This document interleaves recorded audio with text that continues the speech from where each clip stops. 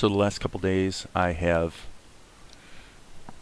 noted that sometimes you find a better way, and as firmly as you think you have the right way to do something, sometimes you find a better way and you just have to go with it. So here's what I'm doing. I wanted to experiment with getting rid of anti-aliasing in my ink for the purpose of seeing if I can have more control over like shadows, and this will make sense in a minute. I'm going to do this in Krita for demonstration purposes. Right now we have a white background. So what I'm going to do is I'm just going to go ahead and take a pixel brush, and what I'm going to do is draw a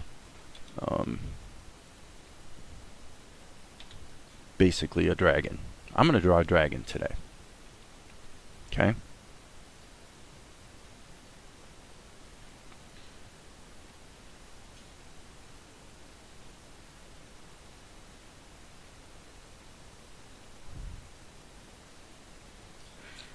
Alright. And I think what we'll do is we'll do that.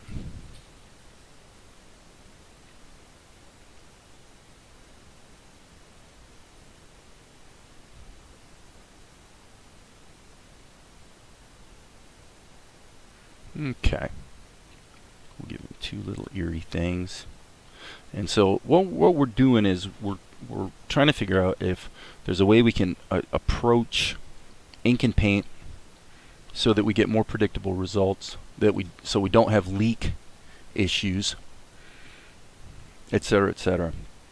And if possible, the final result would be more consistent with the aesthetic we would expect from, you know, a professional cartoon or anime.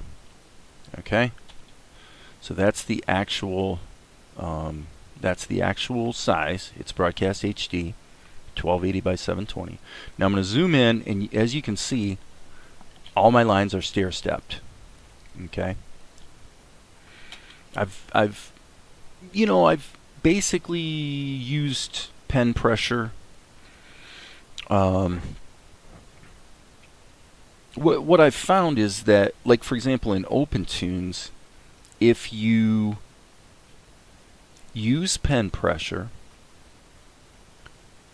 and in OpenToonz you can also use, there's an option called pencil right here, and what that means is there's no anti-aliasing. So pressure lets you vary the density of your lines with pressure, obviously, but the pencil option makes it so there's no anti-aliasing at all. So if I turn pencil on and draw a line here, I get that that same effect of stair-stepping, as you can see. Okay, well, why would you want that? By the way, that, I don't know what level that's on, but it needs to be erased.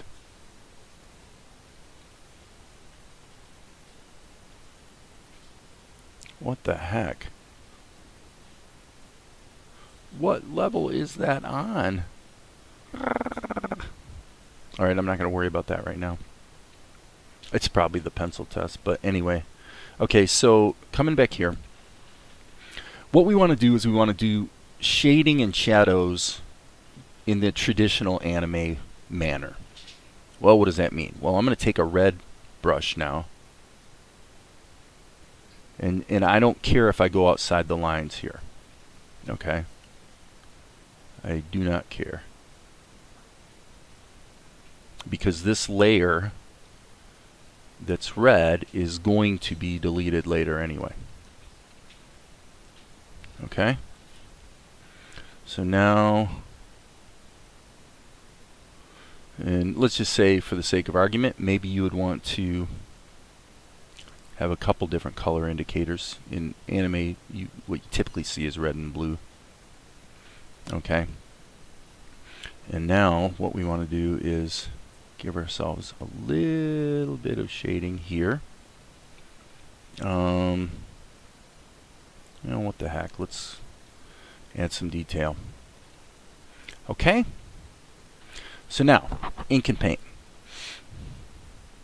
The next thing we will do is put the ink and paint on a separate layer.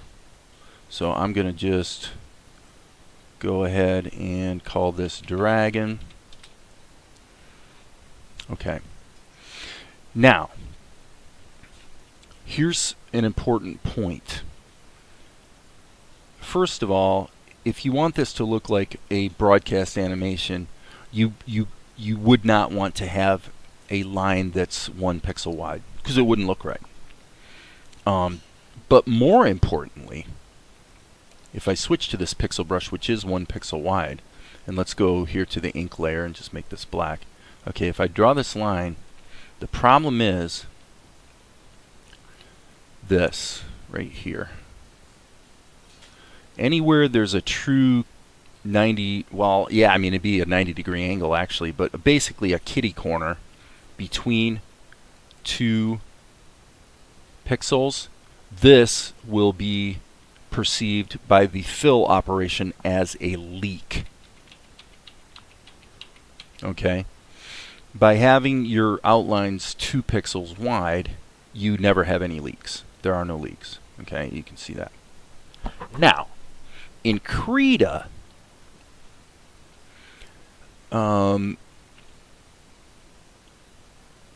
you want to dial in the fill tool correctly. What I found worked pretty well, I'm going to hit F for fill. What I found worked pretty well, kind of to my surprise, was I turned the feathering off. I don't want any feathering on my fills. Why? Because again, I want no anti-aliasing. I want it to fill in the boxes perfectly. So let's just see what that looks like. Let's make our dragon kind of a red dragon. So his neutral color, actually, you know what I'm going to do? I'm going to go ahead and go here to this layer, and I'm going to go ahead and I'm going to do a little experiment here. I guess it's got to be 2 pixels wide, so never mind. We're not going to do that experiment. I was thinking maybe if for the lines that delineate the shadows and shading, maybe they could be 1 pixel wide, but you can't have any leaks, so that's a non-starter. So now I'm going to go here, select my red color, hit the fill tool. Again, what I did was grow selection 3 pixels. Okay, here's the deal. If you only grow the selection 2 pixels, and let's use a real bombastic color so it's easy to see. If I fill this in, okay, now I'm going to turn off this layer. You're going to get quite a lot of this sort of thing. In fact, it'll be easier to see if I add another color. Let's just make it a different color. Okay, really? What are the odds that I selected the almost exact same color? Okay. So now there's your problem. You turn these guides off and now you have a problem here in the corners. Okay? We would prefer to minimize that issue if we can. So the way we're going to mitigate that problem is, let's go ahead and take our dragon's neutral skin color, is we're going to make the fill operation do a 3 pixel expansion. So there's no feathering, there's no softening of the edges, but it's going to expand 3 pixels. Now, it's going to seem like maybe that's too much. Okay? And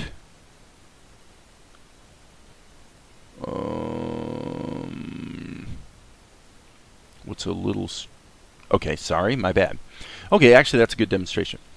What I just did was I inadvertently filled it on the outlines layer. That's my mistake. I needed to set this layer underneath because this is the one I'm going to do fills on. So let's just call that fills. A little bit of judicious labeling can save you some stress. So we'll call this lines. Okay, so there's my basic dragon color. Now what you're going to find is there is a slight bleed over here. Okay, but I'm just going to say you can't see it. It's a non-issue. And by the way, when we do anti-aliasing later in post, that is going to be mitigated by the fact that the overlap is only 1 pixel. only 1 pixel at the most, and if this were anti-alias, that would all be blurred together. Okay, so I'm going to save this, and what I'm going to do is I'm going to go ahead and hit Control E to bake. Now what I just did is I baked the outline together with this fill layer, so it's all one layer now, as you can see. All right. Well, if I take and I add a filter, just a basic blur, only 1 pixel. Okay.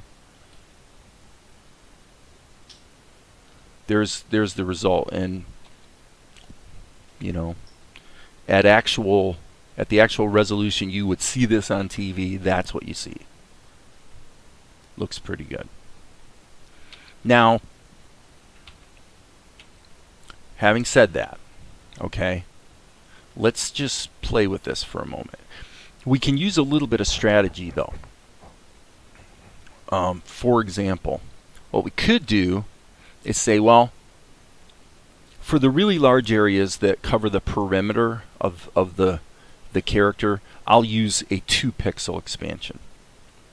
Okay, so there I can't see it bleeding over. But then when I come here, I'm going to have a problem here. Now, and admittedly, especially in Krita, it's really fast to just go like this. You can always paint in those issues if you catch them when you see them.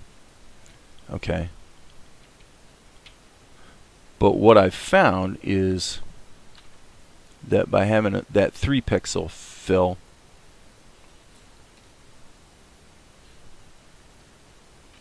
what happens is when you, let's see, let's do a different color here.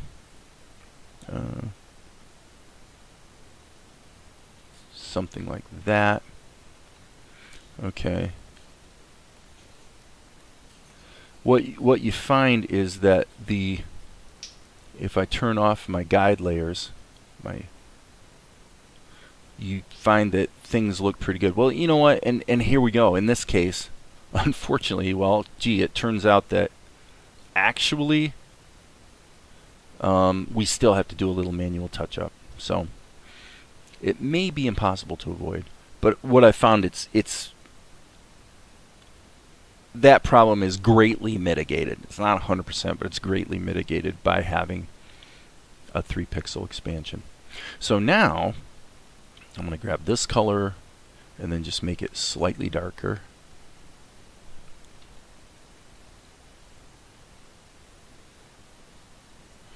And split the difference. Okay, that's not what I wanted to do. I guess I'm going to just say, for the sake of argument, that this is going to be slightly lighter. So I didn't necessarily plan the greatest. But you can actually see that it's expanding slightly when I, you can see it expanding over this range right here. So you can use your best judgment. If you know for a fact that you're dealing with shapes that are going to be easy to fill, then you could just turn. Well, you don't want to do fast mode, but you could just turn this gross selection option off completely. All right, so that's kind of a matter of your judgment. But turning this back on, I'm just going to go back to red here, and what I want to do here is, you know what? I'm going to go ahead and do this. Okay, and then so fill. Right. Now we want a slightly, well, okay, actually I guess we need to fill there too. Okay, I want a slightly darker version of this. So let's try that. Yep, that's fine. And now we want a slightly darker version of this.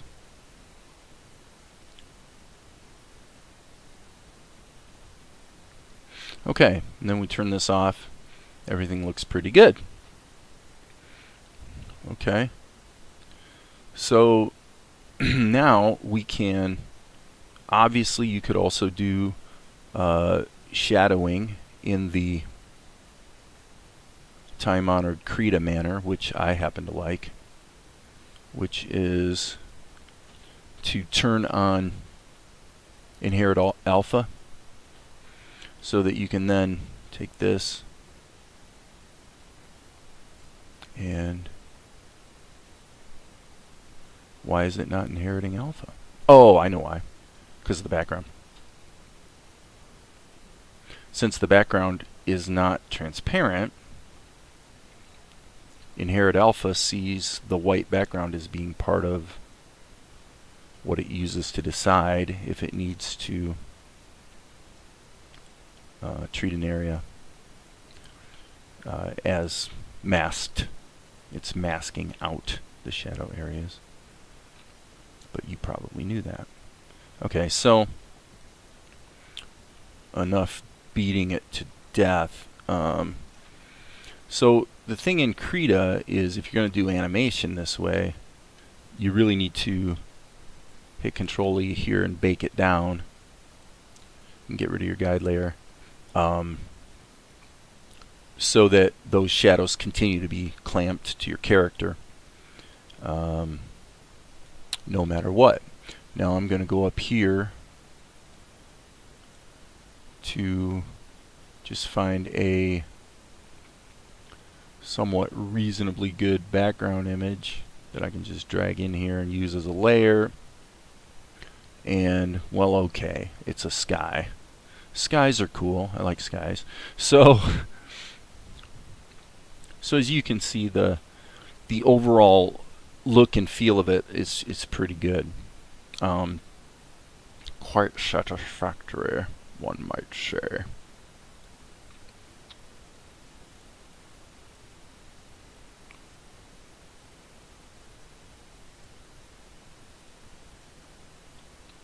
Yeah, not horrible. Okay, so how does that translate into OpenToonz? Well, when I did this shot, let me squeeze this over a little bit.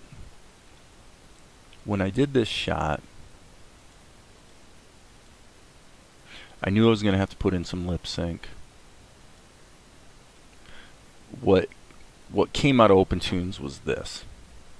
Okay, the problem I had with it was that the very drawing of Akari I didn't like.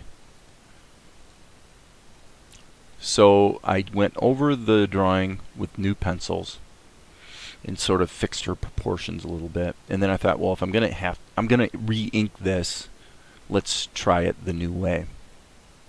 Well, in OpenToonz, what that meant was, as I showed earlier, when I hit the B key here, I put it in pencil mode and I actually turned off pressure so that all my lines are guaranteed to be uniformly dense and pixelated. Okay, and then I used red and blue as auto paint levels. So what that means is you click auto paint for lines, and I can't really show you the original drawing, but what I had is all of these areas that are in shadow, there were either red or blue lines delineating where each of the borders are. And then what I did was I took this this earlier drawing and just sampled it to get the colors off of it. So I didn't actually use a shadow layer here. I actually did it sort of as I say, the traditional anime way. Once I guess we don't want that on there. And I added some lip sync, and then she also needed some eyebrows. Eyebrows are good. What was interesting about it was, number one, by having a 2-pixel brush with pencil mode or no anti-aliasing, all of a sudden it turns out that the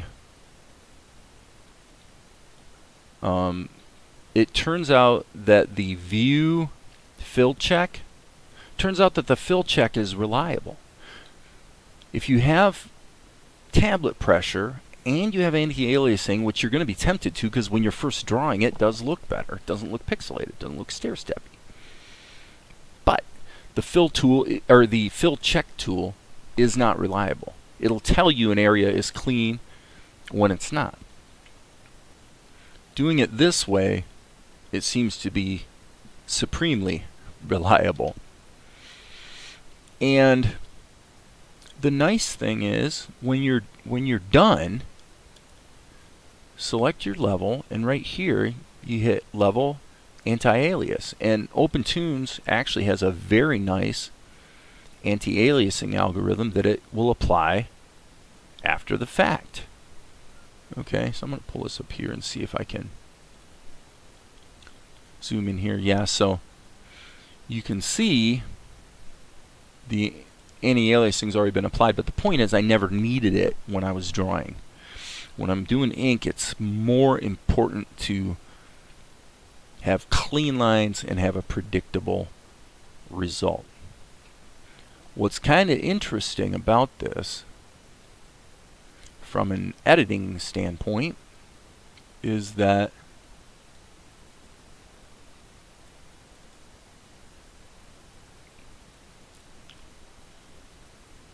let me go back here.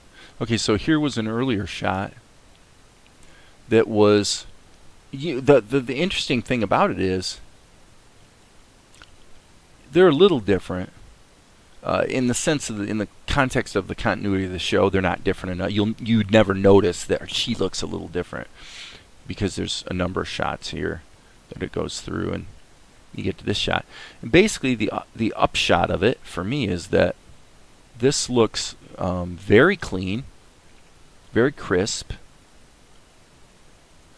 and the ink and paint process was less painful. Now, I don't think that doing the shadows this way is the greatest idea ever. I would say that doing shadows as a black layer that's multiplied and clamped to your character is actually a better way to do it.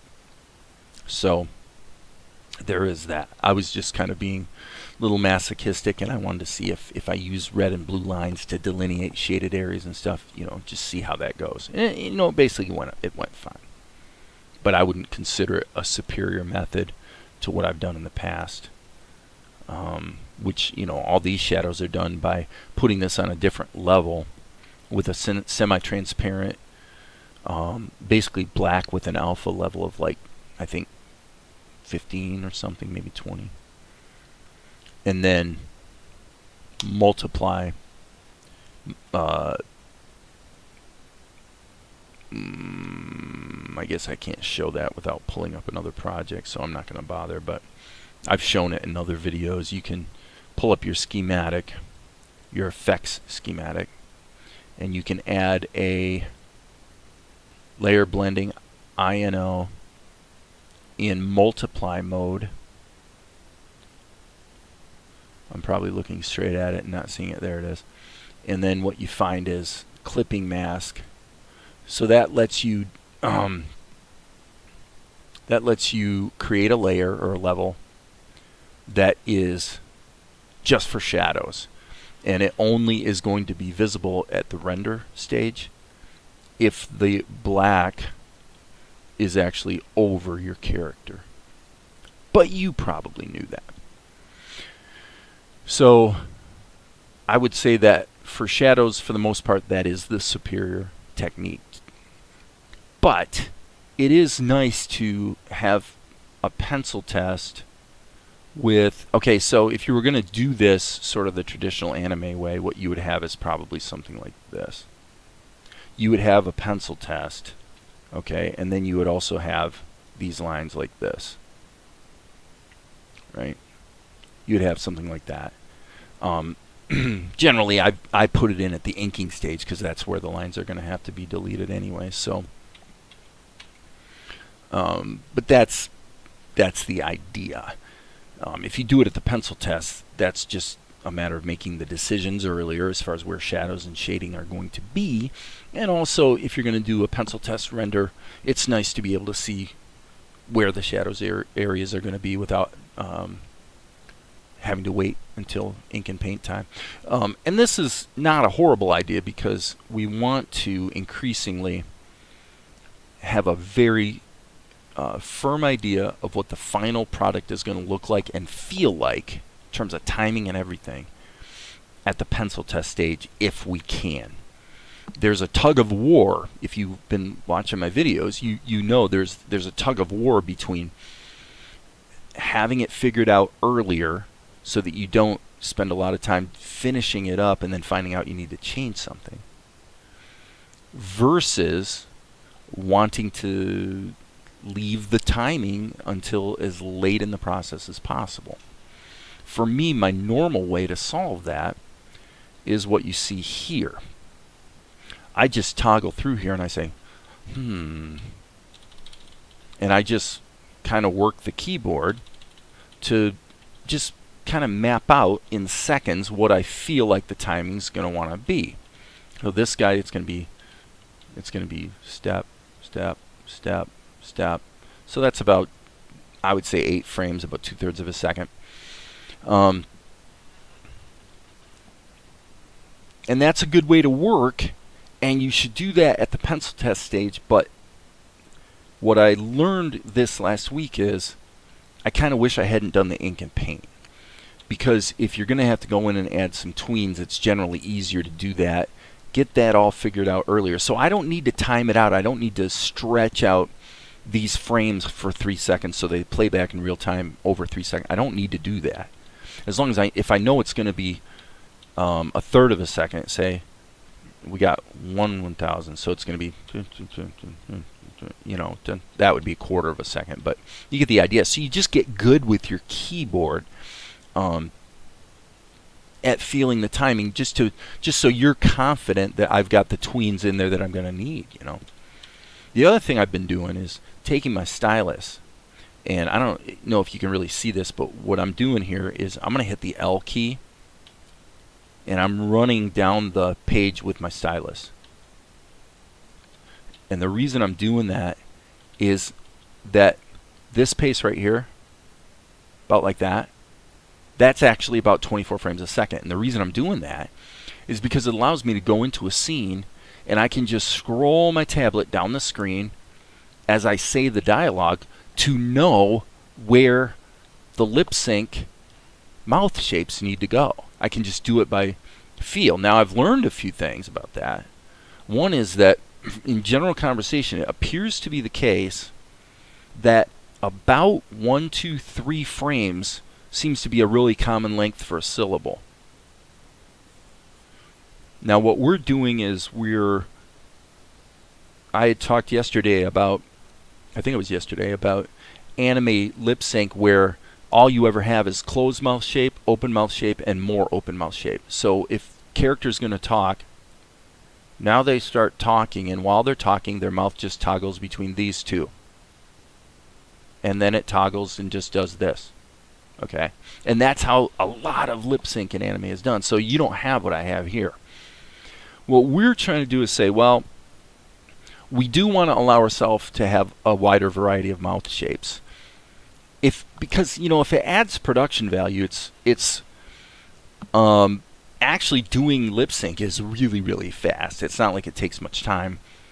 It doesn't take appreciably more time. In fact, it may be faster to just draw a new shape than to hit the Q and the W keys and toggle between the shapes you already have to find the one you need. Now obviously some of you are out there going, well, Dave, why don't you just come here to this, and drag these into the X sheet. Yes, you can do that. I don't tend to work that way. There's nothing wrong with it, but I just haven't found myself generally doing it that way. So what I'm finding is my lip sync is getting better.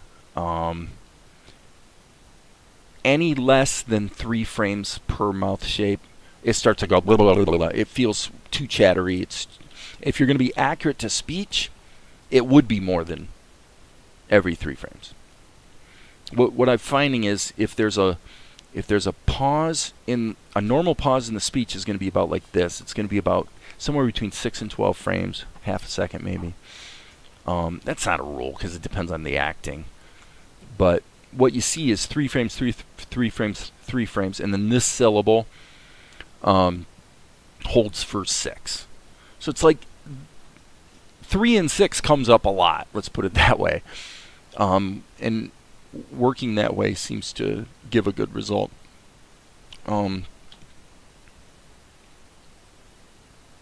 It doesn't feel too busy, but there's enough variety in the shapes to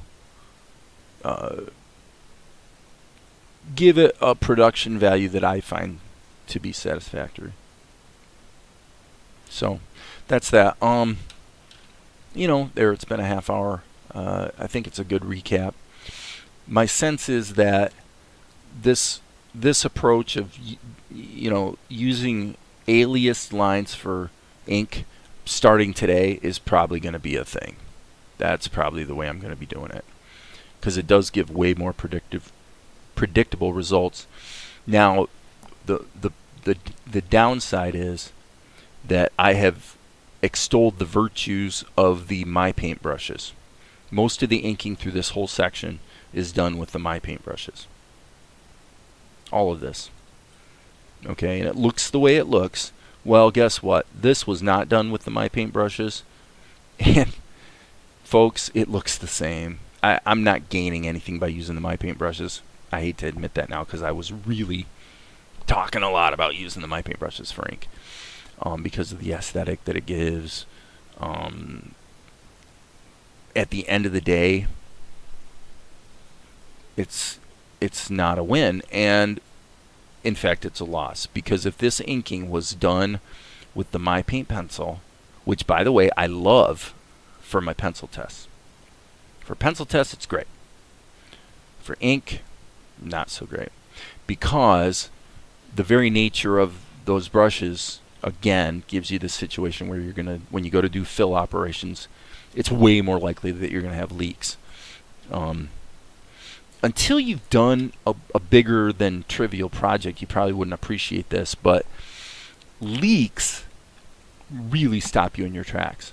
It's like I got 10 frames and I'm going through and I'm filling all of color number 1 and then color number 2, and I just want to, I may even use the range option here where I select a cell. Okay, if I was going to color this, let's say I'm going to color the background. Okay, well the fill tool lets you do a frame range.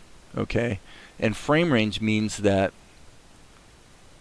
I can click here and then I can go forward to another frame, which this level doesn't actually happen to have another drawing, but and then you go to another frame and you click, and OpenToonz will interpolate it. It'll, any cells will be filled through that range, and not only that, but if you clicked in a different place on the final, so you clicked here and then later you clicked here, well, as OpenToonz goes through, it'll progress.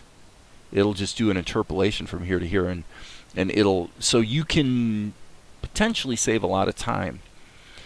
But it all falls apart completely if you have leaks, because if you use the frame range to fill a big animation with a lot of keys, if there's a leak, now you go, wow, I saved all this time with the frame range, but I have to waste all this time going through and double checking to make sure that there wasn't a leak that made it all, that I have to go in and undo. And by the way, if I hit undo, I have to, you hit undo, all the fills you just did get undone. And now you got to remember the frame that had the leak, go back to it, find the leak, patch the leak, then try it again. Now, it doesn't work. The only way you can really save time by using frame range is if you know for a gospel fact that these shapes are closed. So again, by doing the ink, and I'm just going to review again for people that are curious, frankly I think a 2-pixel line is perfect. So frankly, there's no need to use pressure and have a variable shaped line. It just doesn't help me. So I turn pencil on and pressure off, and then I get a very clean aliased line that looks something like this. See? Very pixelated, but man, it fills nicely. It fills really nicely. And, it's like every time. I had 0 leaks on this shot. And again, going back to Blender, the final result doesn't look any different to me. Arguably, it looks better. It seems to be slightly more in keeping with the final aesthetic that you expect to see from a modern anime. That may be a bold statement, I don't know, but I'm thinking that that's what I'm seeing. So I'm going with it. So anyway, yeah, that's it for today, and I've got more to do, but I don't know if I'll be posting another video today. I have some other web development related things. I've got clients coming out of the woodwork wanting me to do this and that. And they're paying the bills, so hey, we got to do it. So anyway, that's it for now, and we'll be back soon.